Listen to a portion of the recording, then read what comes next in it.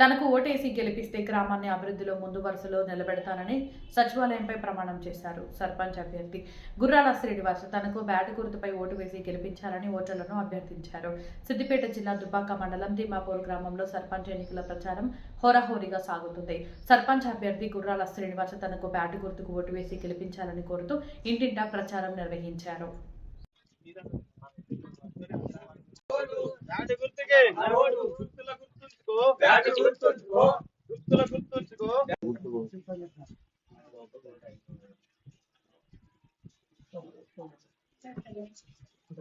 ముందు కదా నువ్వు గెలిచినాక చెప్పు ఇప్పుడు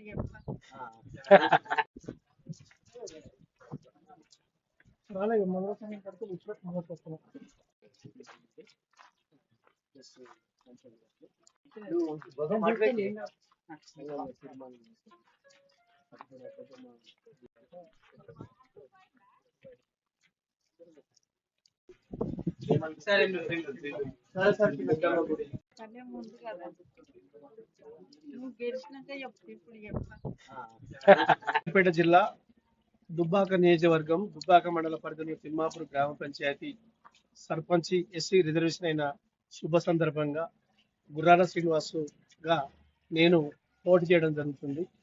గత 30 సంవత్సరాలుగా ప్రజా ఉద్యమాలలో నిర్మాణం కార్యకర్తగా సంఘసేవుడిగా పనిచేసినటువంటి అనుభవం నాకున్నది.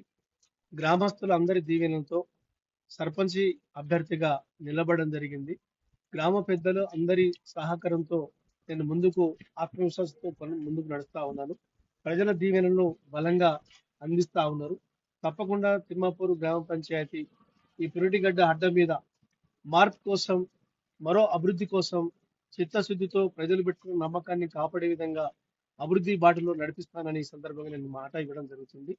గుడి విషయంలో, బడి విషయంలో, మరి విద్యారంగంలో, వైద్య రంగంలో, మరి సంక్షేమ రంగంలో, అదే విధంగా ఇక్కడ ప్రజలకు సంబంధించిన సమస్యల మీద వీధి లైట్లు, మంచినీటి సమస్య, డ్రైనేజ్ సంబంధించినటువంటి విషయంలో కీలకంగా సమస్యలు లేకుండా పరిష్కరించే బాధ్యత తీసుకొని ప్రజలు పెట్టుకున్న నమ్మకాన్ని కాపాడే విధంగా కృషి చేస్తాను.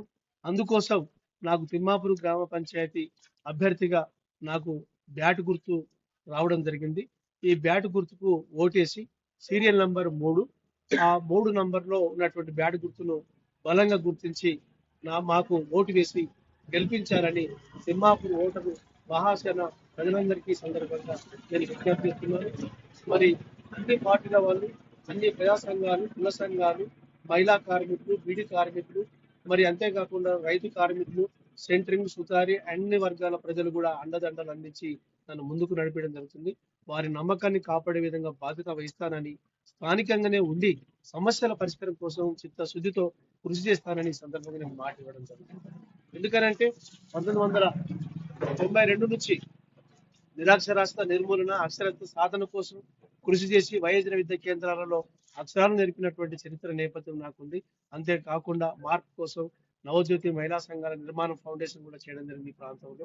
దాన్ని గుర్తించి పెద్ద మొత్తంలో ప్రజలందరూ దీవెనలతో ఈ నెల 14వ తారీఖు నాడు ఆదివారం ఉదయం పూటనే తప్పకుండా ఓటు వేయడానికి ప్రజలందరూ కూడా సంసిద్ధంగా ఉండి భారీ మెజార్టీతో గెలిపించారని చెప్పేసి తిమ్మాపూర్ ఓటరు ప్రజలందరికీ సందర్భంగా నేను వేడుకుంటున్నాను, విజ్ఞప్తి చేస్తున్నాను. ఇచ్చిన మాట కట్టుబడి ఉంటానని చెప్పేసి సందర్భంగా గ్రామ సచివాలయం సాక్షిగా నేను మాట ఇవ్వడం జరుగుతుంది. దానికోసం ముందుకు నడుస్తాను, పెట్టుకున్న నమ్మకాన్ని కాపాడుతానని చెప్పేసి సందర్భంగా మరోసారి మాట ఇవ్వడం జరుగుతుంది. జై తిమ్మాపూర్, జై హనుమాన్. బ్యాట్ గుర్తుకే, బ్యాట్ గుర్తుకే, బ్యాట్ గుర్తుకే.